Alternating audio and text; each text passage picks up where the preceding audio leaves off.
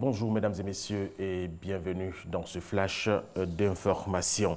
Le président de la République, Alassane Ouattara, est en ce moment en France. C'est pour prendre part à Paris, la capitale française, à la cérémonie commémorative du centenaire de la fin de la Première Guerre mondiale et à la première édition du Forum de Paris sur la pêche. À l'instar du président ivoirien, plusieurs autres chefs d'État et de gouvernement sont également attendus à l'occasion de ces événements censés respectivement rendre hommage aux victimes de la Grande Guerre 14-18 et faire la promotion de la paix à travers le monde. Et c'est le cas du président américain Donald Trump et son épouse Melania qui sont arrivés hier et vendredi soir à Paris où ils doivent participer aux commémorations du centenaire de la fin de la Première Guerre mondiale. L'avion présidentiel américain, l'Air Force One, s'est posé peu après 22 heures françaises, soit 21 GMT à l'aéroport international d'Orly.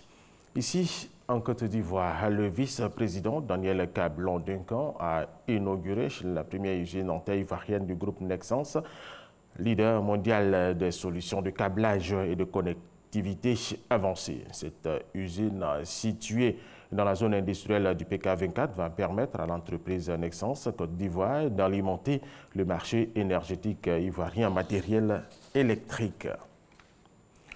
Le Salon des infrastructures d'Abidjan a ouvert ses portes jeudi dernier.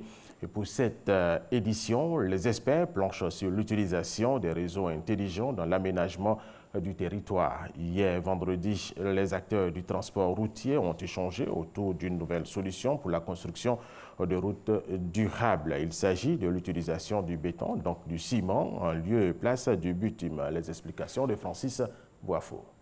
Le revêtement des voies à partir du béton ou l'utilisation du ciment en lieu et place du bitume dans la construction des routes et autoroutes. Cette technique existe dans 60 pays à travers le monde. Aux États-Unis, 60% des voies sont construites en béton. Le Ghana l'a déjà expérimenté. Elle présente de nombreux avantages.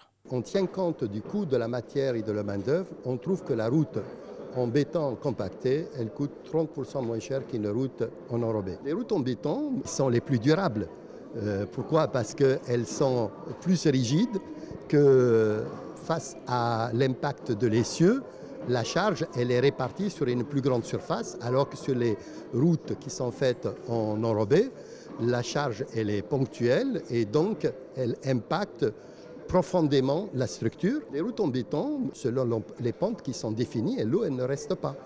Et s'il y a des micro-fissures ou des fissures, ça peut se traiter en surface avec des pontages pour garder tout le temps cette étanchéité de cette route-là. Des routes de qualité à base de ciment. Il en existe en Côte d'Ivoire, mais pas ouvertes à la circulation publique. L'Association des producteurs de ciment, APECI, veut rattraper ce retard à travers ce débat au Salon des infrastructures d'Abidjan, SIA. L'APECI estime que la Côte d'Ivoire a du potentiel. Aujourd'hui, il y a 10 millions de tonnes de capacité de production en Côte d'Ivoire et il y a 4 millions de tonnes de ciment qui sont consommées. Donc il y a beaucoup de ciment disponible pour continuer à construire des maisons, mais aussi pour faire des routes en ciment. L'Association des producteurs de ciment entend accompagner le gouvernement dans cette nouvelle aventure, c'est-à-dire construire des routes à base de ciment. Elle a investi 20 milliards de francs CFA pour la production de ciment en 2017. Francis Boifo, le rideau est tombé hier, vendredi, sur la première édition de l'Africa Investment Forum, le forum sur le développement en Afrique qui s'est ouvert depuis le mercredi dernier à Johannesburg, en Afrique du Sud. Une plateforme d'échange et de mise en relation d'affaires qui ambitionne de servir de tremplin pour les investissements en Afrique. Plusieurs contrats de partenariat public-privé ont été signés afin de satisfaire les énormes besoins en infrastructure et en développement du continent africain.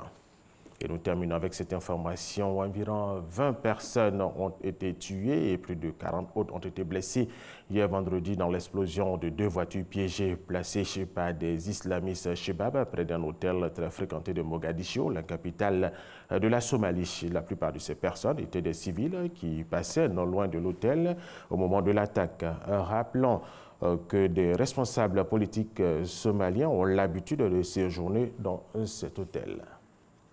Voilà, c'est la fin de ce flash d'information. Merci de l'avoir suivi.